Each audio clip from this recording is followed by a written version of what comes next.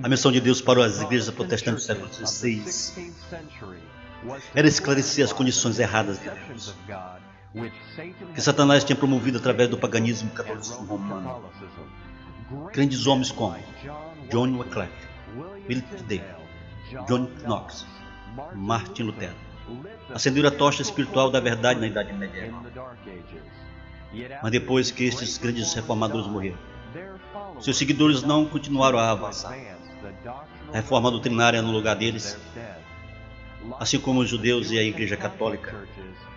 Depois que os protestantes formaram seus credos religiosos oficiais, eles pararam de avançar em conhecimento espiritual e acabaram ficando endurecidos. Em vez de continuarem a protestar e reformar todos os erros doutrinários do catolicismo romano, eles começaram a ridicularizar e perseguir aqueles que estavam avidamente esperando pelo retorno de Cristo. Cristo atentou para o movimento do segundo advento, para esclarecer completamente todos os conceitos errados que Satanás divulgou pelo catolicismo e protestantismo apostatado. Através deles, Deus planejou finalizar e reformar espiritual e doutrinária.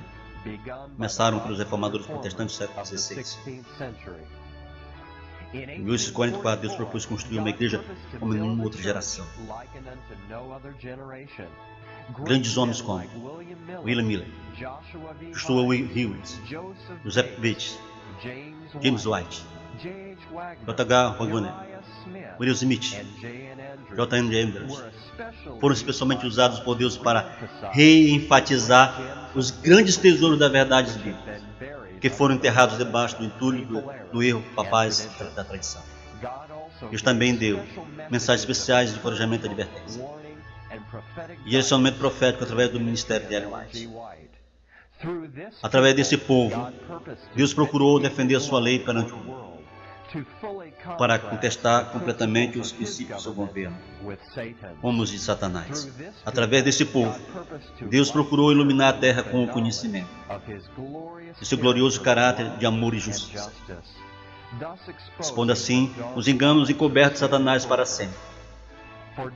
Por décadas até agora, estes grandes homens e mulheres de fé têm estado a dormir em suas sepulturas, mas o propósito de Deus para o movimento do segundo advento, as pessoas conhecidas hoje como adventistas do sétimo dia, ainda é o mesmo. Os princípios da verdade bíblica que animaram as vidas devotas dos pioneiros adventistas continuam vivos hoje.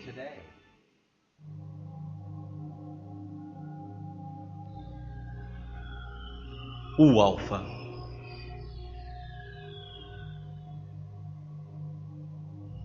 E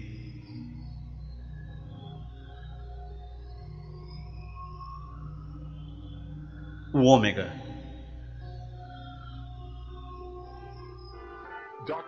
Dr. John F. Kellogg, inventor brilhante, nutricionista e médico, era um dos homens mais famosos da história da Igreja Adventista do sétimo dia. O mundo se lembra dele como diretor renomado do sanatório do Bear Creek. A igreja se lembra dele pelos ensinos panteístas em seu desacreditado livro O Templo Vivo. No dia 18 de fevereiro de 1902, no grande auge da sua influência dentro da Igreja Adventista, o sanatório de Bear Creek foi destruído pelo fogo. Dr. Kellogg rapidamente fez planos para o reconstruir e solicitou a ajuda do Comitê da Conferência Geral. O presidente A.G. Daniels sugeriu ao Dr. Kellogg escrever um livro básico de fisiologia e saúde, para ser vendido pelos adventistas do sétimo dia por todos os Estados Unidos. Talvez eles conseguissem vender 1.000 milhões. O lucro poderia ser usado para ajudar a reconstruir o sanatório. Dr. Kellogg preparou o manuscrito rapidamente, e um comitê foi designado para revisar o livro. O Comitê de Conferência Geral decidiu não publicar o livro quando eles entenderam que ele continha ensinos panteístas sobre a personalidade de Deus. A página 29 do Templo Vivo diz: agora suponha que temos uma bola diante de nós, não uma bota comum, mas uma bota viva, e que ao olharmos para ela vemos mini botas se movendo pelas costas, se escorregando pelo calcanhar e espremendo a terra, e escapando pelo topo. Muitas, centenas de milhares de botas. Um exame de botas continuamente indo do partido de nossas botas. Conseguimos levar a dizer? Existe um sapateiro dentro da bota, então também existe na árvore um poder que a cria e a mantém. o fazedor de árvore na árvore, John Harvey Kellogg, do Templo Vivo, página 29. Depois que os líderes nacionais se recusaram a publicar seu livro, Dr. Kellogg deu uma ordem pessoal para a Review imprimir o Templo Vivo. Cerca de um mês depois, a Review se encerrou. E as matrizes do livro que estavam preparadas para a impressão foram destruídas pelo fogo. No 16 de março de 1903, Ellen White escreveu ao Dr. Kellogg: você está totalmente esclarecido sobre a personalidade de Deus, que é tudo para nós como um povo. Você praticamente destruiu o próprio Senhor Deus. Ellen G. White, carta 300, 1903.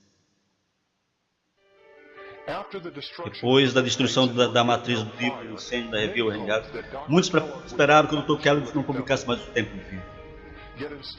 Mas ao invés de aceitar o alerta flamejante de Deus, ele enviou manuscritos para uma impressora comercial em Bear Creek.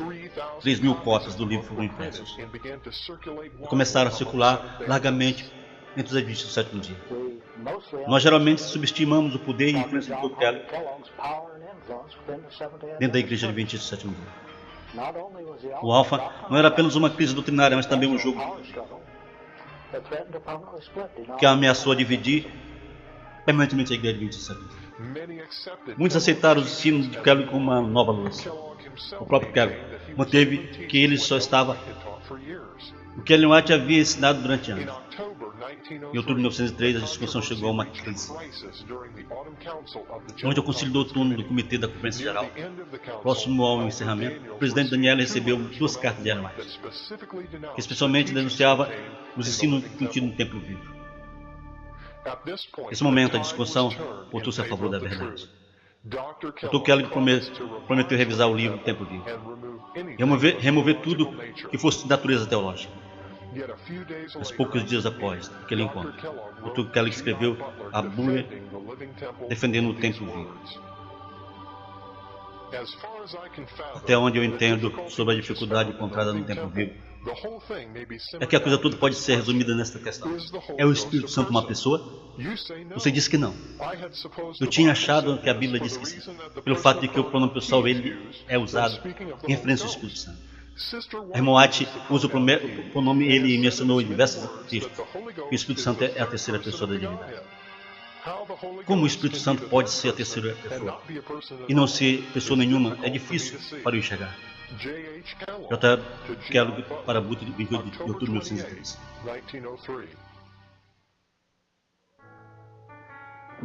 A maioria dos adventistas acredita que os ensinos errôneos de Kellogg eram apenas sua compreensão para texto, mas a maioria não sabe que Kellogg confessou a sua carta de G. A. Butler. É o Espírito Santo uma pessoa ou não? Porque Kellogg estava interessado. Esta foi a grande questão que o Templo Vivo levantou, embora os líderes nacionais tentassem convencer o Dr. Kellogg de que o Espírito Santo não era uma pessoa separada do Pai e do Filho, mas particularmente a natureza compartilhada por eles. Kellogg apelou para as declarações feitas por Ellen White, para aparentemente justificar o seu novo ensino. No dia seguinte, o presidente A.G. Daniel escreveu William White, filho de Ellen White, sobre o Dr. Kellogg. Desde o final do concílio, eu senti que devia escrever confidencialmente sobre os planos do Dr. Kellogg para revisar e republicar o Templo. Mas eu deixei a pressão do trabalho que impedi para fazer isso. Ontem à noite, nós recebemos a carta do Dr. que me fez sentir que eu não devia mais demorar para te escrever. Daniel continua. Ele disse que, por todo o tempo, tinha se preocupado em saber como explicar o caráter de Deus, a sua relação com as obras criadas. Ele tem certeza de que cria apenas que o seu testemunho ensina, e no que Wagner e o pastor Jones pregaram por anos. Mas ele desconfiava que eles não expressavam o assunto de forma correta. Então ele afirmou que as suas antigas visões sobre a Trindade o atrapalhavam de fazer uma declaração clara e absolutamente correta. E que por um certo momento que ele creu na Trindade, conseguiu ver bem claramente que ele estava toda a dificuldade. Achou que agora podia resolver as questões satisfatoriamente. Ele me disse que agora crê em Deus Pai, Deus o Filho e Deus o Espírito Santo. E agora entende que o Espírito Santo não o Pai que preenche todo o espaço e todas as coisas vivas. A.G. Daniel para William White, 29 de outubro de 1903. O ex-presidente J. Butler respondeu: aos falsos ensinos de Kellogg sobre o Espírito Santo nessas palavras. Até onde, irmão White, vocês estão em perfeito acordo é preocupante. Eu devo deixar isso totalmente entre você e ela. A irmã White diz que não há perfeito acordo. Você declara que há. Eu conheço algumas das observações dela que lhe dão forte base para você declarar que ela está de acordo. Sou honesto e franco o suficiente para dizer isso. Mas eu devo dar a ela o crédito até que ela abandone isso. E dizer que há uma diferença também. Eu não creio que você possa dizer plenamente o que ela quer dizer. Então Butler acrescenta: Deus habita em nós pelo seu Santo Espírito como confrontador, como reprovador, mas como um formador. Quando nós vamos a Ele, nós participamos dele nesse sentido. Porque o Espírito vem a partir dele, vem do Pai e do Filho. Não é uma pessoa andando por aí a pé ou voando como um ser literal, no mesmo sentido que Cristo e o Pai fazem. Pelo menos, se é assim, está totalmente além da minha compreensão, de entendimento da linguagem ou das palavras. J. Butler para Kellogg, 5 de abril de 1904. Por que os líderes da igreja ficaram tão surpresos e espantados com os ensinamentos especulativos de Kellogg acerca do Espírito Santo e da Trindade? Simplesmente porque naquele tempo a igreja adventista era estritamente não trinitariana, tanto nas crenças fundamentais como nos livros publicados. Todos os líderes da igreja e a maioria dos adventistas estavam cientes disso. Qualquer um que publicasse opiniões panteístas ou trinitárias estava definitivamente indo contra a instituição de Deus, os bem estabelecidos ensinamentos sobre Deus. Embora o Dr. Kellogg continuasse a citar Ellen White em suporte dos seus ensinos, ela queria que esta crise doutrinária era a maior que a igreja do sétimo dia já tinha enfrentado. Durante os anos seguintes, Ellen White publicaria vários alertas contra o perigo dos ensinos especulativos sobre a personalidade de Deus. Vários capítulos em seu livro, Ministry of, foram dedicados a este assunto. Página 409 a enfatiza esta importância do verdadeiro conhecimento de Deus nessas palavras. Como nosso Salvador, estamos neste mundo para fazer um serviço para Deus. Estamos aqui para nos tornarmos como Deus no caráter e para uma vida de serviço que revela ao mundo. E na missão de sermos cooperadores dele.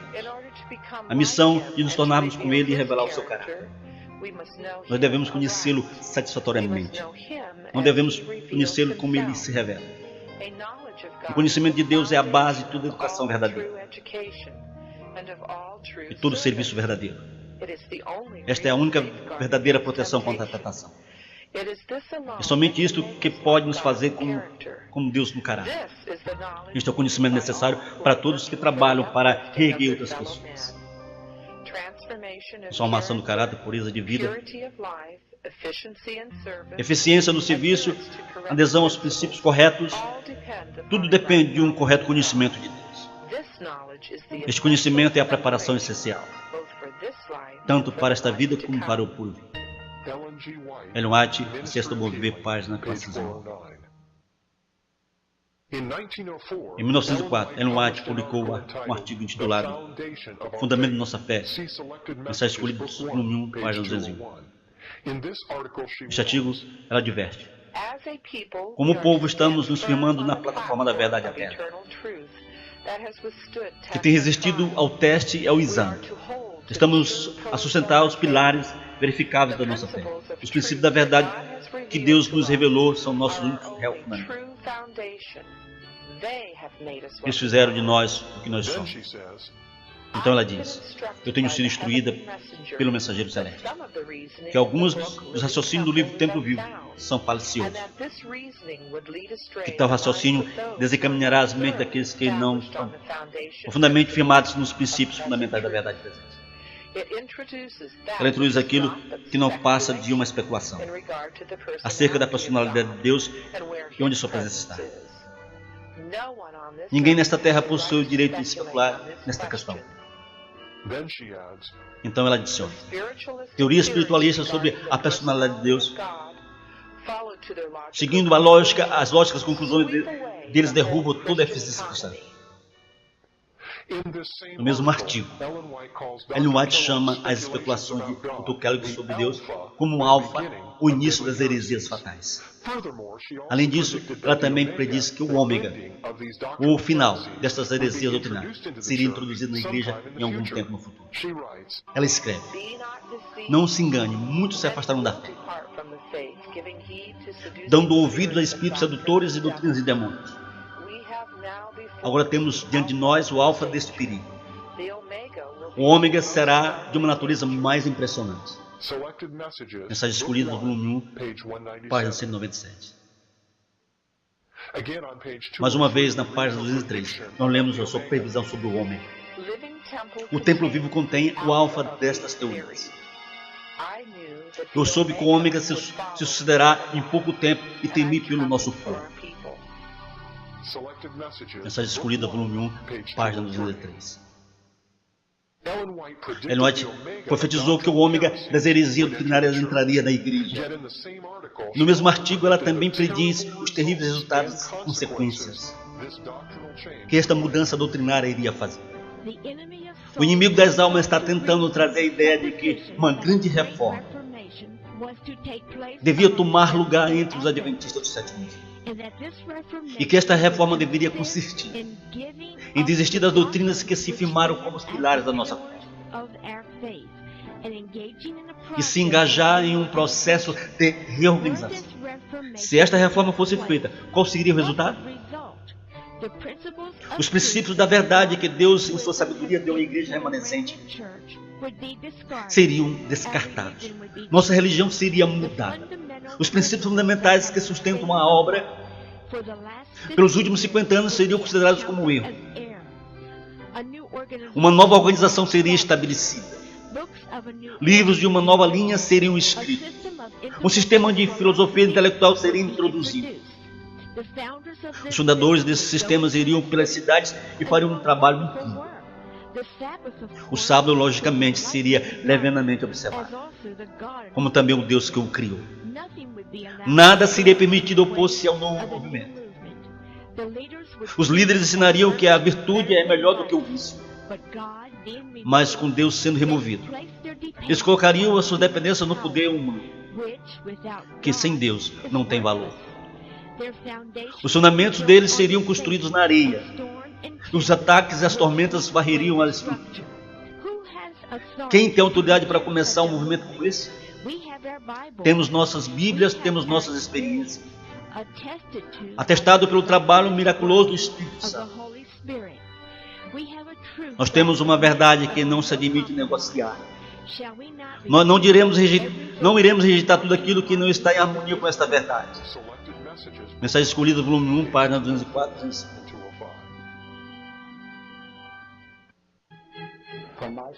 Pelos meus estudos, concluí que a maioria das predições de Ellen White sobre o ômega já foram cumpridas.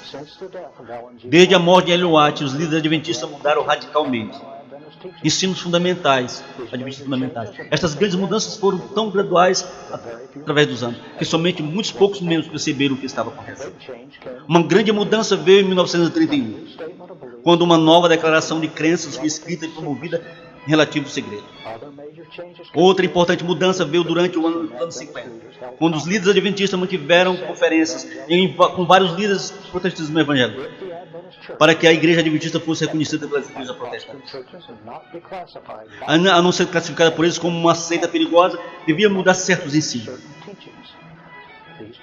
Estas mudanças foram feitas durante os anos 50.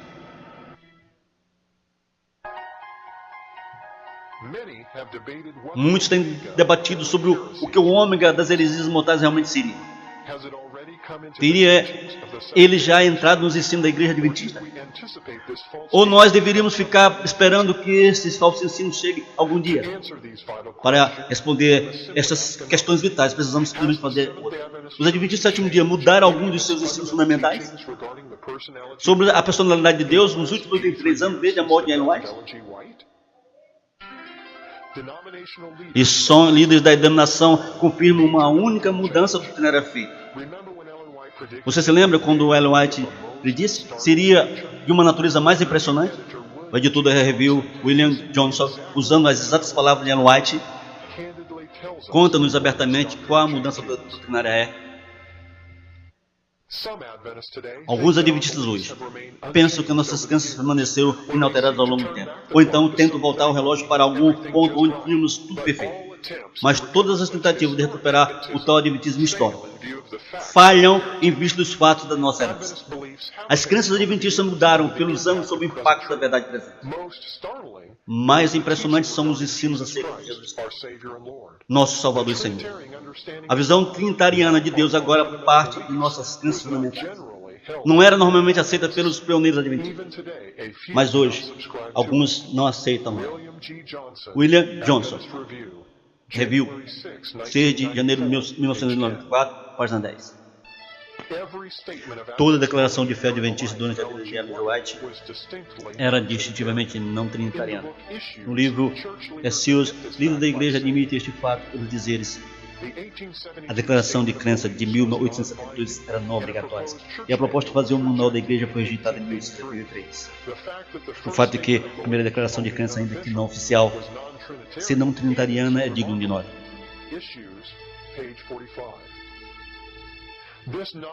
Esta declaração de crença não trinitária permaneceu sem mudança e sendo publicada no Yearbook até 1931. Novamente, o escritor do livro Seals confirma: mas até então parecia que mudar para uma teologia trinitária seria uma mudança significativa no pensamento adventista, indo além desta improvável situação. A declaração de 1931 é dramaticamente diferente de 1872, por ser toda trinitária. The 1980 statement is like the 1931 statement in that it is fully Trinitarian. A doutrina da Trindade foi votada para fazer parte das 27 crenças fundamentais de 1980 na Conferência Geral em Dallas, Texas. A significância disto é dupla. Número 1. As 27 crenças foi a primeira declaração de crenças elegida por líderes da igreja representantes. A declaração de crenças anterior, em 1931, nunca foi votada por ninguém, em nenhum lugar. Assim, apesar de ter sido largamente aceita, ela ainda era não oficial. Número 2.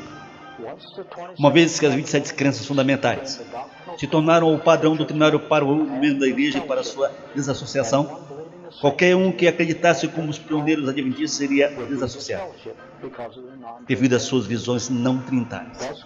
Dessa forma, chegou o momento das previsões de Ellen G. White sobre o homem. Nossa religião seria mudada. Os princípios fundamentais que sustentaram nossa fé seriam mudados, seriam considerados como erro. Na revista Minister, o famoso autor teólogo da Universidade Andrews, George Kenneth, revela ousadamente nesta incrível admissão: a maioria dos fundadores da igreja adventista não estariam habilitados a unir Israel se eles tivessem de apoiar as crenças fundamentais da denominação. Mais especificamente, a maioria não seria capaz de concordar com a questão número 2, que lida com a doutrina da Trindade. Para Joseph Bates, a Trindade era uma doutrina antibíblica. Para Tiago White, era aquele antigo absurdo trinitariano. Para Corner, era um fruto das grandes profecias, juntos com as falsas doutrinas tais como a guarda do domingo e a imortalidade da alma. Da mesma maneira, a maioria dos fundadores da igreja adventista do sétimo dia teriam problemas com a crença fundamental número 4, que sustenta que Jesus era tanto eterno como verdadeiramente Deus. Para J.N. Andrews, o Filho de Deus havia sido Deus por seu Pai, em algum momento da eternidade no passado, na origem dos dias. Para Wagner, de Minneapolis, famoso em 1888, registrou em 1990 que havia um tempo quando Cristo procedeu e veio de Deus, mas que aquele tempo era tão para trás no dia da eternidade, que para a finita compreensão é praticamente sem início. Ninguém da maior parte da igreja poderia concordar com a crença fundamental número 5, que implica na individualidade do Espírito Santo. Lee Smith, por exemplo, não somente era anti-trinitariano, como semi-ariano, como muitos de seus colegas, mas também como eles. Pintava o Espírito Santo como uma divina e misteriosa emanação, através da qual eles, o Pai e o Filho, levavam diante de si grande e infinita obra. Em outra ocasião, Smith pintou o Espírito Santo como uma influência divina, e não uma pessoa como o Pai e o Filho. George Knight, Revista Ministra, outubro de 1993, página 10. Não apenas Knight é corajoso bastante para admitir que a Trindade é uma mudança radical na doutrina adventista, mas ele é franco e honesto o suficiente para nomear este ensinamento uma nova teologia do Adventismo. No mesmo artigo nós lemos: mudanças teológicas geralmente trazem pânico àqueles que estão envolvidos, mas os vários indivíduos respondem a elas de diferentes maneiras. Alguns tais como Andres foram capazes de finalmente se acostumar com a nova teologia. Outros, no entanto, acharam a acomodação impossível. Assim foi o Wasbur, um ministro aposentado em 1939. Publicou um panfleto onde ele apontou que a doutrina da Trindade era uma cruel monstruosidade pagã, uma invenção absurda e impossível. Uma gozação blasfema e uma tolice absurda, caricatura irreverente. Além disso, ela era uma doutrina romana que estava tentando introduzir a sua presença entre os ensinos das três mensagens angélicas. Mas o Bull também reivindica que o Scott não poderia ser um adventista do sétimo dia ou ele crer na Trindade. O presidente da Conselho Geral ficou tão impressionado com o panfleto de Asbull que ele mandou 32 cópias para distribuir aos seus ministros. Enquanto isso, o arianismo proposto no livro de Smith, Daniel e Apocalipse não foi removido até a metade dos anos 40. George Knight, a Revista Ministra, outubro de 1993, página 11. Embora George Knight admite que a doutrina da Trindade era a nova teologia do Adventismo, ele não admite que Osborne também cria que a doutrina da Trindade vindo para a igreja naquele momento era o ômega da apostasia. Nós lemos do panfleto de Osborne: os adventistas do sétimo dia reivindicam tomar a palavra de Deus como autoridade suprema e terem saído de Babilônia, terem renunciado para sempre às vãs tradições de Roma. Se nós pudéssemos voltar para a imortalidade da alma e purgatório, tormento eterno e descanso dominical, isso não seria nada menos que apostasia? No entanto, se pularmos todas essas doutrinas, se aceitarmos o ensino da doutrina raiz central do romanismo, a Trindade, ensinamos que o Filho de Deus não morreu. Mesmo que nossas palavras pareçam ser espirituais, isso não é nada mais, nada menos do que apostasia? Não é o verdadeiro ômega da apostasia? Osborne, 1939. Esta pergunta poderia ser feita: e a Trindade, a doutrina raiz central do romanismo? É?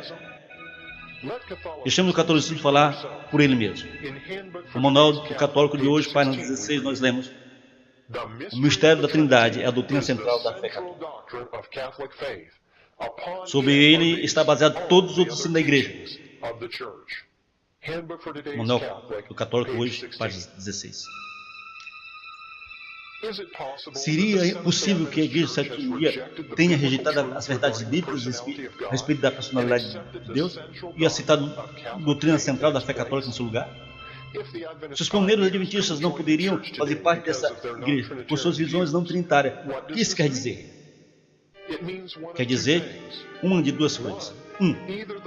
Ou os pioneiros acreditaram ou ensinaram um erro doutrinário gravíssimo, e a igreja moderna corrigiu este erro nas 27 crenças fundamentais.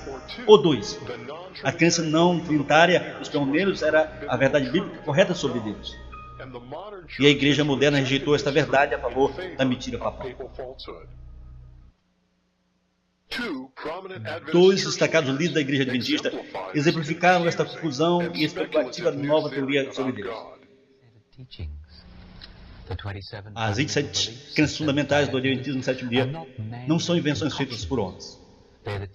Elas são os ensinos de Jesus Cristo, dados aos profetas que escreveram as Escrituras, que foram passadas de geração em geração desde o tempo de Moisés. Tome, por exemplo, e largamente aceita a doutrina da Trindade. Nenhuma é capaz de explicar tão maravilhosa verdade. Deus é um. Pai, Filho e Espírito Santo. O ponto é que quando você recebe Jesus Cristo como seu Salvador e amigo, a Trindade habita em seu coração. Conhecer Cristo é conhecer a divindade. A doutrina da Trindade é centrada em Cristo. O Espírito Santo é uma pessoa. Você sabe que a Bíblia ensina que o Espírito Santo partilha da plena essência de Deus? O Espírito Santo é parte da Trindade. Nós cremos em Deus Pai, Deus Filho e Deus Espírito Santo. E o trabalho do Espírito Santo é tremendamente importante. Até onde você e eu podemos compreender. E número 3, eu devo receber hoje o poderoso derramamento de Deus, o Espírito Santo.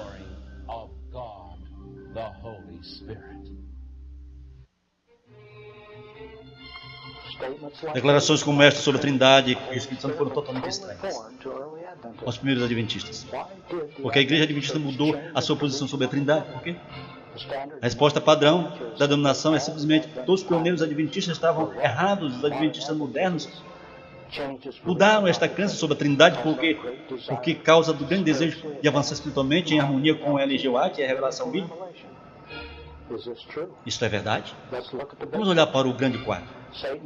Satanás inspirou e colocou pressão nas religiões pagãs para ensinarem o falso conceito de Trindade de Deus.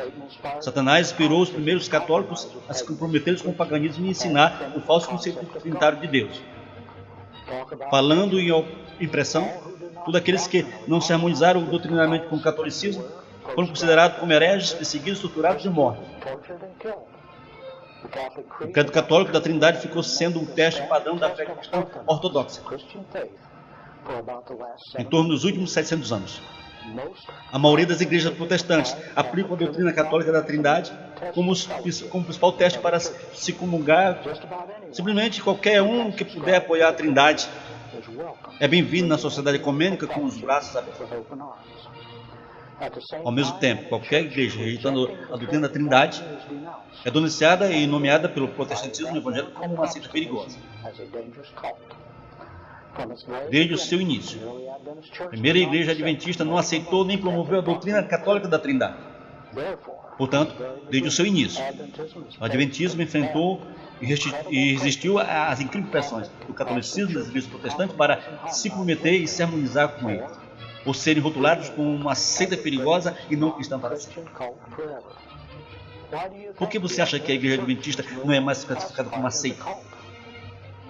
Seria porque os católicos e protestantes têm, em geral, são simpatizantes para com a mensagem do Advento?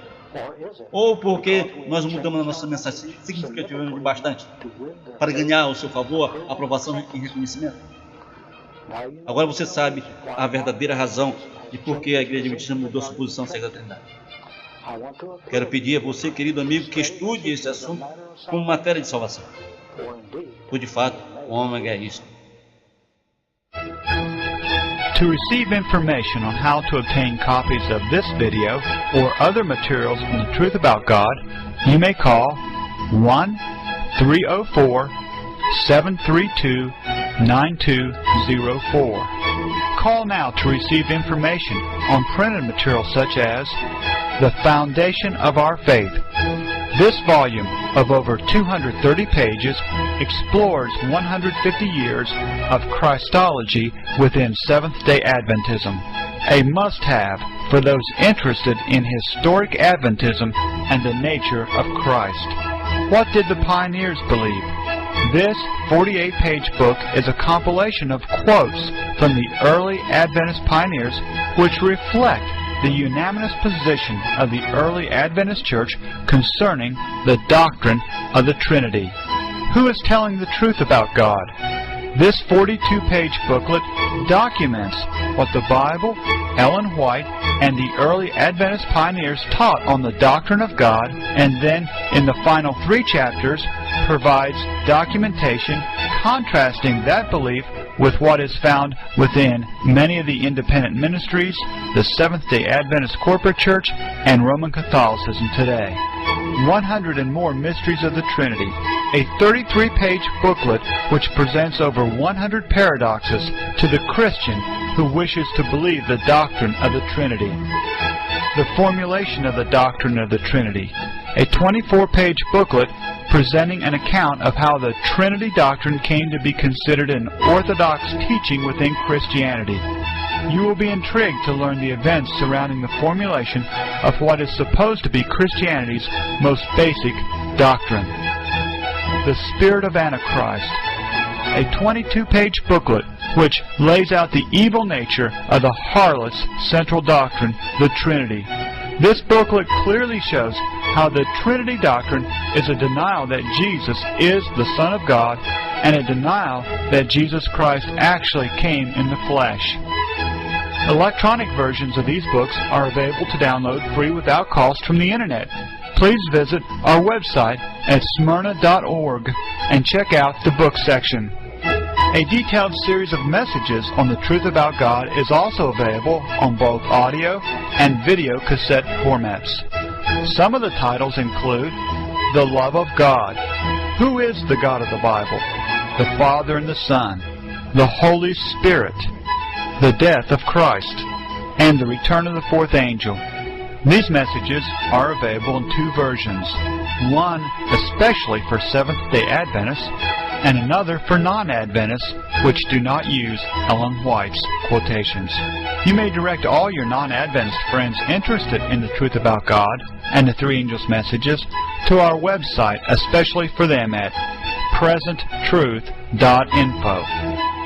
You may contact us also by writing to Smyrna Gospel Ministries, HC 64, Box 128B, Welch, West Virginia, postal code 24801, 9606, the United States of America. You may also contact us via the Internet at info@smyrna.org.